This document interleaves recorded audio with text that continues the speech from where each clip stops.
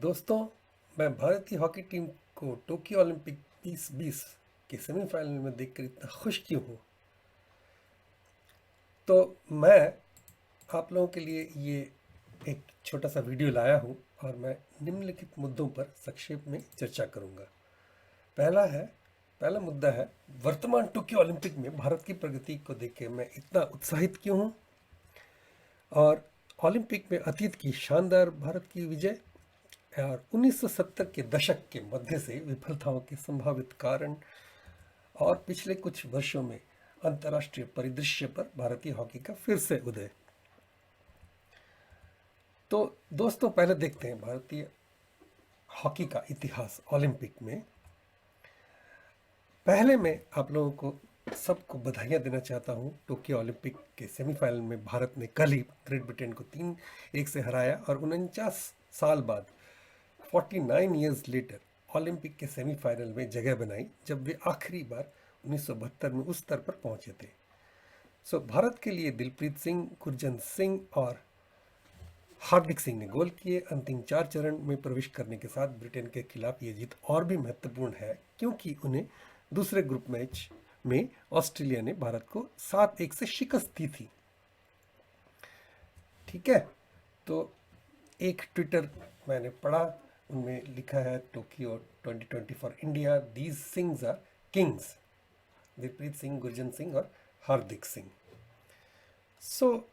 मैंने ये जो हॉकी के जो जादूगर हैं, हॉकी विजर्ड मेजर ध्यानचंद, इनके बारे में कौन कौन नहीं जानता। कोई भी हॉकी प्रेमी या हॉकी प्रेमी ना भी हो तो भी उन्होंने मेजर ध्यानचंद के बारे में ज़रूर सुना होगा। तो मेजर ध्यानचंद हमारे हॉकी के सिनेरियो में डोनाल्ड ब्रैडमैन जो क्रिकेट में थे, और फुटबॉल के जो बेताज बादशाह पेले हैं ब्राज़ील के, उनके बराबरी, उनके समकक्ष हैं। तो दोस्तों, मैं आपको अभी भारतीय हॉकी का स्वर्ण युग के बारे में बताता हूँ।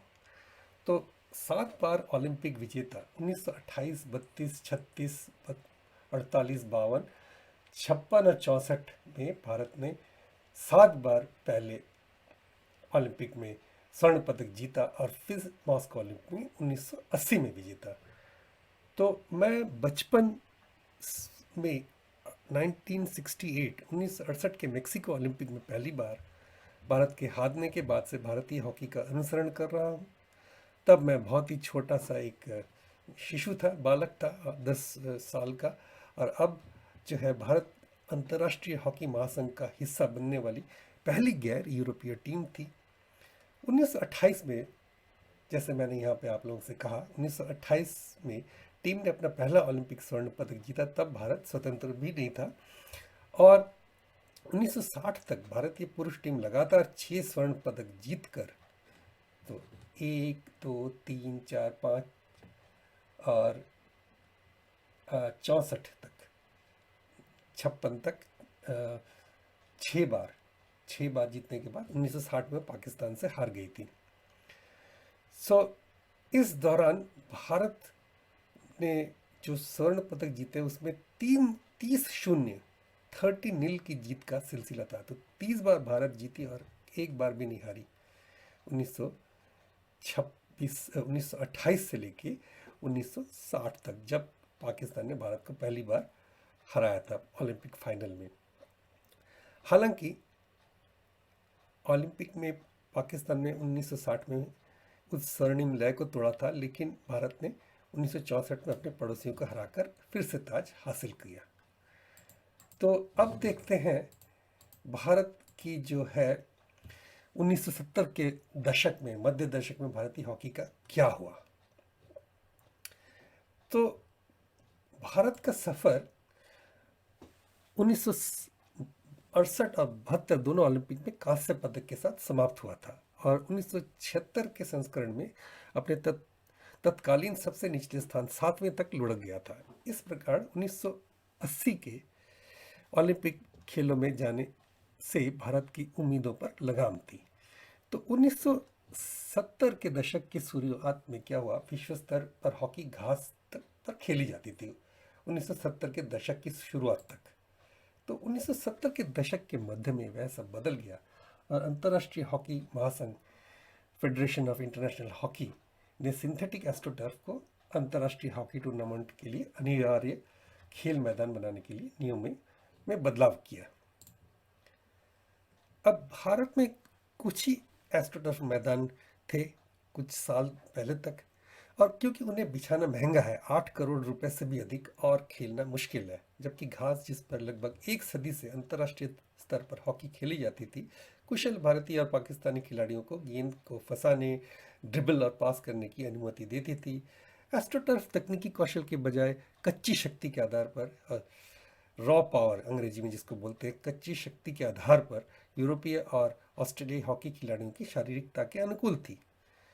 दोस्तों, मेरी ये पहली हिंदी की जो वीडियो है मैं बना रहा हूँ, तो मुझे माफ़ करना अगर जो भूल चूक अगर अनुवाद में होता है मेरे हिंदी में।